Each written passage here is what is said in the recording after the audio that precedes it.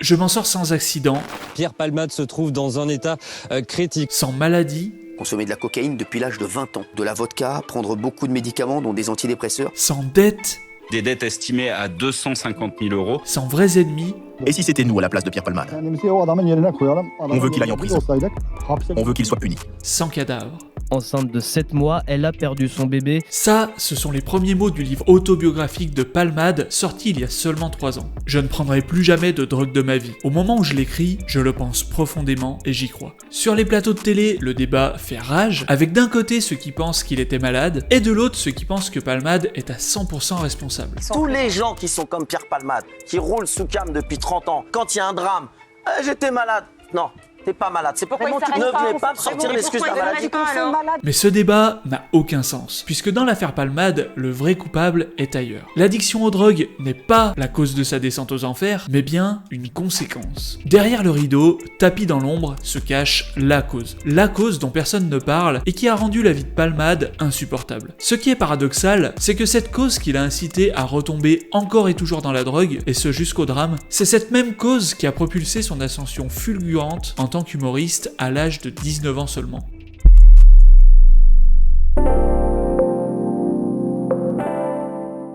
C'était l'anniversaire de ma sœur Hélène. Elle allait fêter ses 10 ans. Les amis de ma sœur sont forcément des petits. Moi, j'avais 11 ans. J'attendais que tout le monde soit là et je descendais de ma chambre par l'escalier en m'arrêtant à la seconde marche. Je les dominais tous. Et tel le petit prince régissant son peuple, j'ordonnais à tout le monde de jouer à mon train fantôme, puis d'aller dehors pour la chasse au trésor que j'avais prévue. Et enfin, je décidais de l'heure du goûter. Hélène était mon souffre-douleur. Aujourd'hui, elle m'émeut. L'amour qu'elle a pour moi me touche beaucoup. L'amour que le souffre-douleur voue à son tortionnaire est en réalité un syndrome de Stockholm. Comprendre ce type de relation est la clé pour comprendre la raison de la descente aux enfers de Palmade, mais nous y reviendrons un peu plus tard. Palmade était l'archétype de l'enfant roi, et il le dit lui-même. Moi, Pierre, l'enfant roi, je dis je veux et j'ai. J'étais l'enfant Jésus, le premier d'un couple qui s'aimait. Je le sais, mais je le sens aussi. Je souhaite à tout le monde d'être accueilli dans la vie comme je l'ai été par mon père et par ma mère. Avoir été désiré, aimé et admiré par mes parents m'a donné une énorme confiance en moi. Cette confiance surdimensionnée de l'enfant roi s'appelle l'effet Pygmalion. Pour mettre en évidence cet effet, le psychologue Robert Rosenthal a mené une expérience dans une école. Il a informé les professeurs que certains de leurs élèves étaient particulièrement doués intellectuellement, alors que ce n'était pas vrai. À la fin de l'année scolaire, il a constaté que ses élèves ont obtenu des résultats nettement meilleurs que les autres. Pourquoi ? Les attentes positives des profs ont dopé la confiance et la performance des élèves. Pour Palmade, l'effet Pygmalion lui a permis de jouer à merveille le rôle de petit chef lors des anniversaires de sa sœur, mais pas que, il organisait aussi des spectacles à l'école où il s'amusait à diriger les autres, et surtout, à l'âge de 19 ans, il a réussi à persuader son idole de l'époque, Sylvie Joly, de le prendre sous son aile. Pour ce faire, il a pris un aller simple pour Paris alors qu'il devait suivre ses cours à HEC. Il a assisté à l'un de ses spectacles, et à la fin, il a eu l'audace d'aller dans sa loge en amadouant au passage la sécurité, puis le mari de Sylvie Joly qui gardait la porte. Une fois à l'intérieur, Palmade l'a séduite en lui présentant ses sketchs et quelques mois plus tard, elle lui permettait de monter sur scène.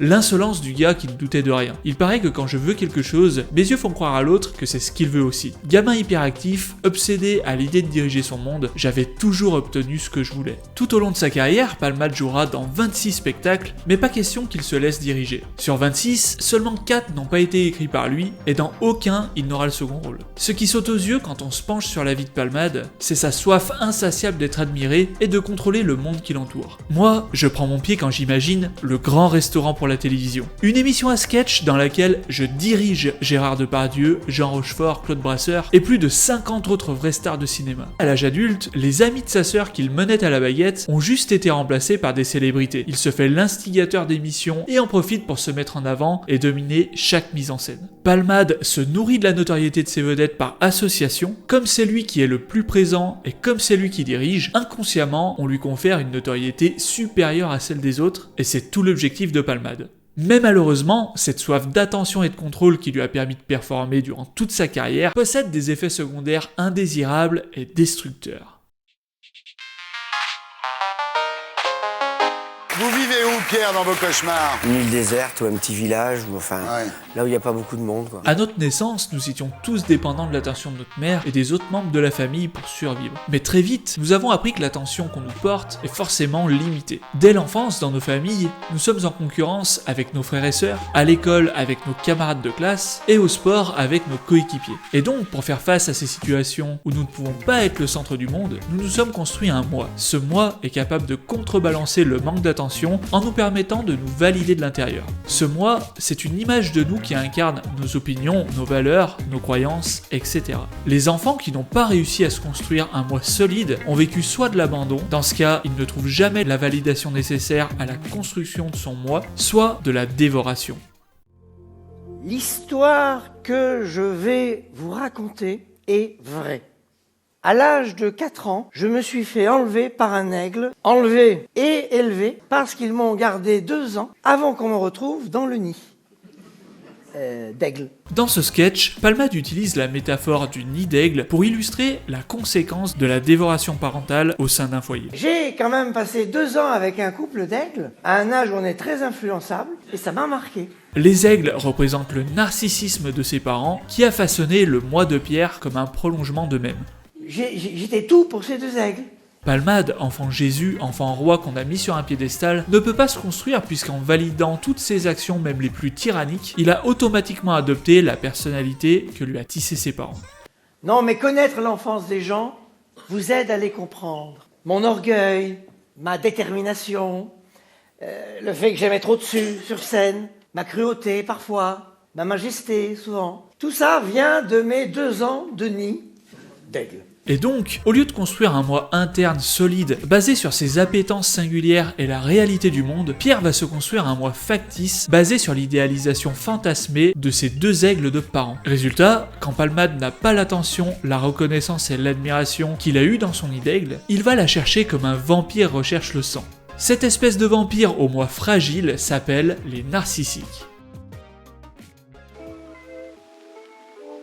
Pierre, je sais que tu es homosexuel, je sais que tu ne désires pas les femmes, mais je t'aime quand même. En 2016, soit 12 ans après leur divorce, Véronique Sanson a déclaré aimer Palmade. Ce qui est étrange, c'est qu'elle l'aime encore et toujours alors qu'il lui en a fait voir de toutes les couleurs. Devant le curé, j'étais mal à l'aise. Lorsqu'on m'a demandé de jurer fidélité, j'ai juré, mais je savais que je mentais. Je la trompe beaucoup après le mariage. Je suis même pris en flagrant délit. Un jour, elle me découvre dans notre chambre à coucher avec un garçon. Le comble, c'est qu'en 2001, c'est Pierre qui demande le divorce et c'est Véronique Sanson qui ne veut pas. Elle n'acceptera qu'en 2004, après 3 ans d'efforts à sens unique pour sauver son couple. On est en plein dans le syndrome de Stockholm, et plus précisément dans l'attachement traumatique. Dans la phase de séduction, tout est tout beau tout rose et on tombe sous le charme. Ensuite, chaque blessure que lui fera Palmade, chaque trauma, sera une raison supplémentaire de rester avec lui. Les mensonges, le manque de considération, et les tromperies jusqu'à leur propre chambre à coucher, comment accepter le divorce après avoir fait autant de concessions, après avoir investi autant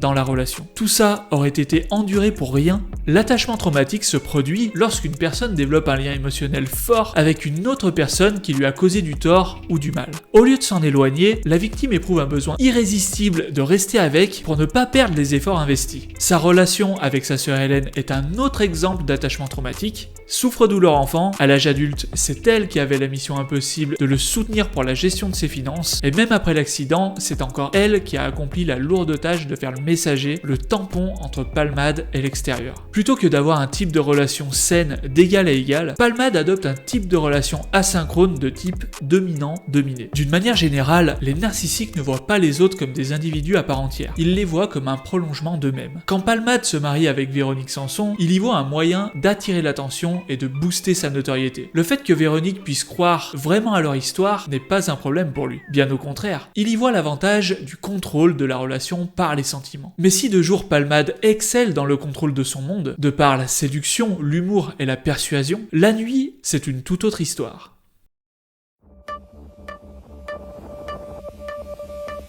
Très vite, je découvre les boîtes de nuit. Jean-Marie Bigard sait faire la fête et lui et moi allons courir le tout Paris. Mais je découvre surtout l'alcool et la coke. J'ai 20 ans et tout d'un coup désinhibé par ces produits, il m'est beaucoup plus facile d'être homosexuel et de coucher avec des garçons. C'est même grâce à la coke que je peux être homo. C'est vous dire le refoulement que je me trimballe depuis Bordeaux. La drogue a ce merveilleux atout, elle désinhibe. Notre masque social s'évapore et nous avons accès à cette partie de nous que nous refoulons. Sous cocaïne, je ne me pose pas la question de savoir si je suis homo ou pas. Je couche avec des garçons et je vous emmerde. Comme si je faisais le mur des conventions, le mur de la bienséance, le mur de tout ce que ma mère veut que je sois. À jeun, Pierre fait face à ce qu'on appelle une dissonance cognitive. Il y a d'un côté Palmade, façonné par deux parents aigles, et emprisonné en dessous, il y a Pierre. Le petit Pierre authentique de 4 ans qui n'a jamais pu se construire. La présence intrinsèque de cette personnalité authentique et prisonnière induit de la dissonance qui se traduit par un mal-être permanent. Je me rends compte que le Palmade qui a voulu se faire remarquer comme un gamin humoriste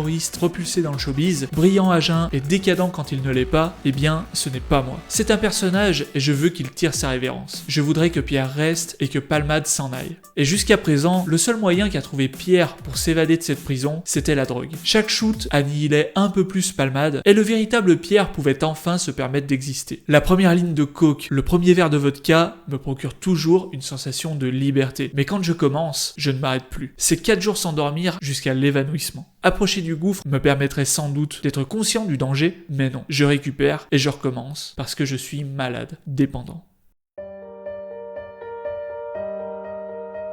Pierre, je sais que tu es homosexuel, je sais que tu ne désires pas les femmes, mais je t'aime quand même. Ces paroles de Véronique Sanson, j'aurais aimé que ma mère me les dise. Ça m'aurait un peu libéré de ce devoir absolu d'être hétéro. Ma mère, elle, me dit souvent cette phrase qui me met très en colère. Oui, peut-être que tu es homo, mais les gens ne te perçoivent pas comme un homosexuel. Tu n'es pas obligé de le crier sur tous les toits. Dans ce passage, on voit le drame de la vie de Palmade. Toute sa personnalité, toute sa réussite et toute sa vie est construite sur un moi, une identité qui ne lui appartient pas. Il a encore et toujours besoin de la validation de sa mère parce qu'il est incapable de s'auto-valider. Si Palmade a pu tromper son monde grâce à la séduction, grâce au contrôle ou grâce à l'effet Pygmalion qui lui a procuré une confiance aveugle, il y a malgré tout un personnage que Palmade ne parvient pas à tromper et c'est Pierre. Ce petit Pierre de 4 ans qui a été dévoré par ses parents aigles et à qui on a imposé de devenir Palmade. Il en a souffert au point qu'il était plus facile pour lui de s'auto-détruire dans la drogue que de continuer l'imposture Palmade. La cause profonde de sa chute n'est pas la drogue, mais bien la dévoration parentale. Et maintenant que Palmade est mort aux yeux de l'opinion publique, j'espère que Pierre aura la force